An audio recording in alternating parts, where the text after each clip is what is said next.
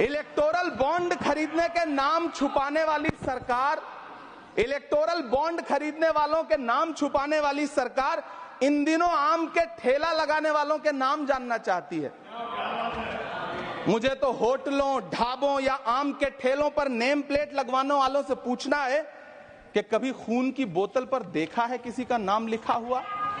मुझे पूछना है कि क्या कोरोना के दौरान अपनी उखड़ती हुई सांसों के लिए ऑक्सीजन तलाशने वाले किसी इंसान ने ऑक्सीजन लाने वाले किसी इंसान से पूछा था कि ऑक्सीजन लाने वाला इंसान हिंदू है या मुसलमान है? मुझे पूछना है कि लावारिश लाशों के लिए कोरोना में कांधा देने वाले, चिताओं के लिए लकड़ियां सजाने वाले किसी इंसान से पूछा गया था उसका नाम, उसका मजहब? लेकिन इन दिनों पूछा जा रहा है सभापति महोदय। अफसोस, देश के प्रधानमंत्री जी ने कभी न टूटने वाली चुप्पी ओढ़ ली है। सभापति महोदय, जनता ने 63 सीटें कम क्या कर दी, ये सरकार तो अमृतकाल का नाम लेना ही भूल गई। ये भूल गई है अमृतकाल को, ये भूल गई है मनरेगा को, ये भूल गई है मौलाना आजाद नेशनल फेलोशिप को, ये भूल गई है मणिपुर को, ये भूल गई है महाराष्ट्र को। मुझे गर्व है कि मैं राज्यसभा में महाराष्ट्र का प्रतिनिधित्व करता हूं।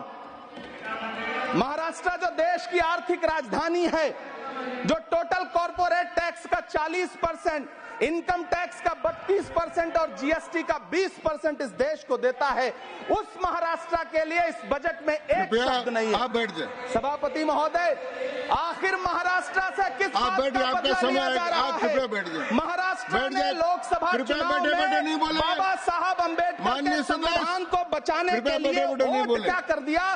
प्रधानमंत्री जी तो महाराष्ट्र से बदला लेने पर उतर आए। अब तो शायद उन्हें याद भी न हो यवतमाल का वो दाभड़ी गांव जहां 20 मार्च 2014 को वो किसानों के साथ चाय पर चर्चा करने गए थे और उनकी किस्मत बदलने के सपने दिखाए थे। उसी यवतमाल में पिछले 6 महीने में 132 किसानों ने आत्महत्या की है। सभापति महोदय, महाराष्ट्र में हर महीने 209 किसान आत्महत्या कर रहे हैं। राज्य सरकार द्वारा सौंपा गया आंकड़ा बताता है कि 1 जनवरी से 31 मई के बीच 1046 किसानों ने आत्महत्या की है। लेकिन अफसोस, इस बजट में महाराष्ट्र के किसानों के लिए कुछ भी नहीं है। किसानों से चिढ़ी हुई सरकार ने बजट में किसानों के एमएसपी की लीगल गारंटी नहीं दी। लेकिन याद रखिएगा, जो किसान का नहीं वो हिंदुस्तान का नहीं। सभापति महोदय, मुझे वित्त मंत्री जी से पूछना है कि वो जो कुछ साल पहले 100 स्मार्ट सिटी बनाने का ढोल पीटा गया था, सुना है उस ढोल में पानी भर गया है, इसीलिए आपने उसका नाम बदल करके सिटीज ऑफ ग्रोथ हब्स रख दिया है। अच्छा है, नाम बदलने का खेल खेलते रहिए, आपकी कई सरकारें तो इसी वजह से चल रही हैं। इस सरकार को पढ़े लिखे लोगों से दिक्कत है सभापति महोदय, इसीलिए इस सरकार ने यूजीसी का बजट 66% कम कर दिया है। वाह री सरकार। सभापति महोदय, मैं वित्त मंत्री जी के संज्ञान में लाना चाहता हूं कि किशनगंज में एएमयू सेंटर के पास 224 एकड़ जमीन है। यूपीए सरकार ने सोनिया गांधी जी की अगुवाई में 136 करोड़ रुपए एएमयू किशनगंज सेंटर के लिए सेक्शन किए थे। लेकिन आपकी सरकार ने पिछले 10 साल में उस 136 करोड़ में से सिर्फ 10 करोड़ रुपया रिलीज किया है। 1.5 करोड़ की आबादी वाला सीमांचल बेहतर शिक्षा के लिए उस सेंटर की बाट जोह रहा है। मेरा आपसे सवाल है कि इस सेंटर का बाकी पैसा आप कब रिलीज करेंगे? मुझे उम्मीद है वित्त मंत्री महोदया जवाब जरूर देंगी। सीमांचल उसी बिहार में आता है जिसकी बैसाखी के सहारे आपकी सरकार चल रही है। वहां के लोगों को एम्स की जरूरत है। महानंदा और कोसी से होने वाली बाढ़ की तबाही को रोकने के लिए बांध बनाइए, सीमांचल के साथ सौतेला व्यवहार बंद करिए। इकोनॉमिक कॉरिडोर बनाने से किसी राज्य का विकास नहीं होगा, विकास होगा स्वास्थ्य और शिक्षा के बुनियादी मुद्दों के लिए बजट देने पर।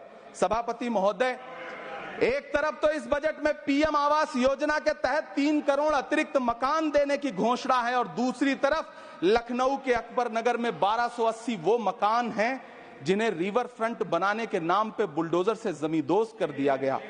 सभापति महोदय, लोग चीखते रहे, बच्चे बिलखते रहे, वसुधैव कुटुंबकम का नारा लगाने वाली सरकार इंसानों के घरौंदे उजाड़ कर जश्न जश्न मना रही है सभापति महोदय। मेरा बहुत भावुकता के साथ देश के प्रधानमंत्री से सवाल है कि इन उजड़ते हुए मकानों और बेघर होते हुए घरों को देख करके आपको नींद कैसे आती है, आप सो कैसे पाते हैं? मेरा सवाल है इस देश के प्रधानमंत्री से, या तो लोगों के घरों से उजाड़ना बंद करिए या फिर करोड़ों मकान बनाने की झूठी घोषणाएं करना बंद करिए।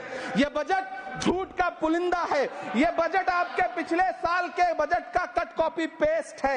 यह बजट हमारे चुनावी घोषणा पत्र की नकल करने की एक बेईमान कोशिश है। लेकिन कहावत है ना कि नकल के लिए भी अकल चाहिए। मेरे हाथ में एक तरफ न्याय पत्र है जो हमारा है और दूसरी तरफ अन्याय पत्र है जो आपका है।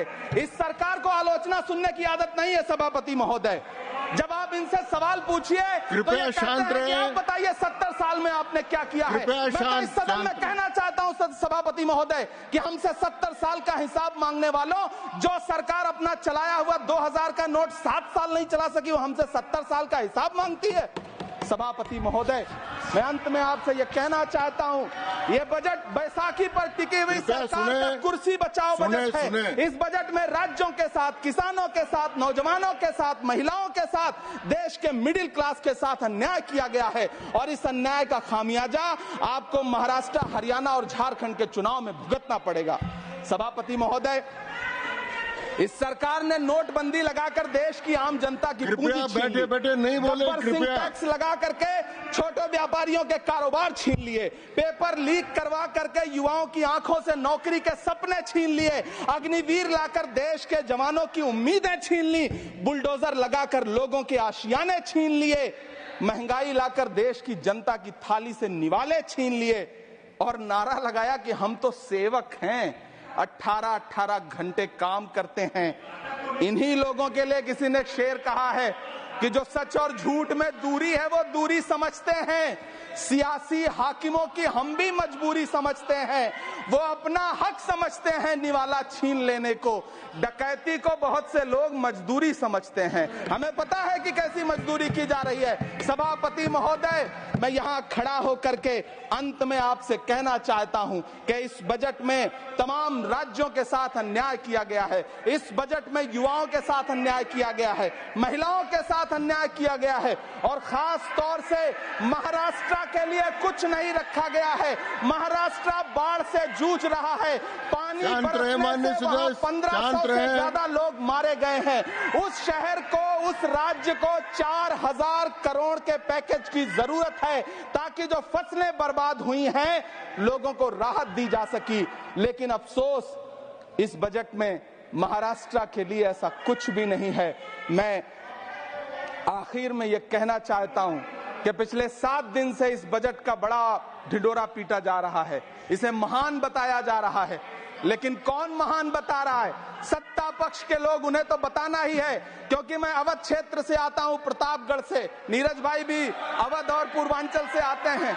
वहां एक कहावत है कि बिटिया की तारीफ किसने की? बिटिया की महतारी ने, यानी कि बेटी की प्रशंसा किसने की? मां ने। तो इस बजट की तारीफ सत्ता पक्ष करे तो करेगा ही, लेकिन विपक्ष के एक भी सांसद से आप पूछिए कि क्या उसके राज्य को कुछ मिला है, तो वो ये कहेगा कि नहीं, कुछ भी नहीं मिला है।